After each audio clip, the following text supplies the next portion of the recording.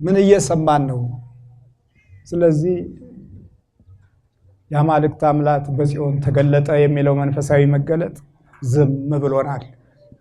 ዝም እንዳይለን በየቤታቸው አምልኩ፣ የጸሎት ቦታ አብጁ፣ መንበርከኪያ ይኑራችሁ። ጧት ማታ ልጆች የሚያዩበትን መንፈሳዊ ተስፋ ለመግለጥ እድል ክፈቱ። ይህንን እድል አተን እንጀራ በልተህ ትተኛለህ፣ እየቃዠህ ታድራለህ፣ ቅዠታም ልጅ ትወልዳለህ። ያ ቅዠታሙ ቤተክርስቲያን ሳይ ያመዋል፣ መስቀል ሲያይ ያመዋል። ጀግኖች ያቆዩትን ሲሞቱም ሲቀበሩም የለበሱትን ለሀገርም ለወገንም የቆሙበትን ሰንደቅ ዓላማ ሲያይ ያመዋል። ወዶ እኮ አይደለም ስለሚታመም እኮ ነው፣ ያመዋል እኮ።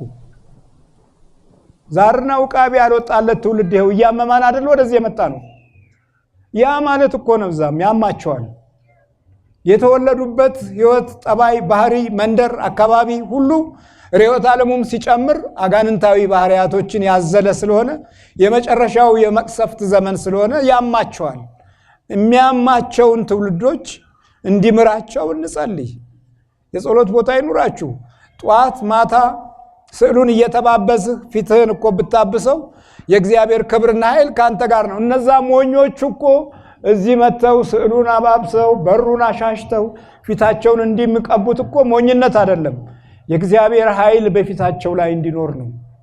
በድላቸው ላይ በሐሳባቸው ላይ በአይናቸው ላይ እንዲቀድም እኮ ነው።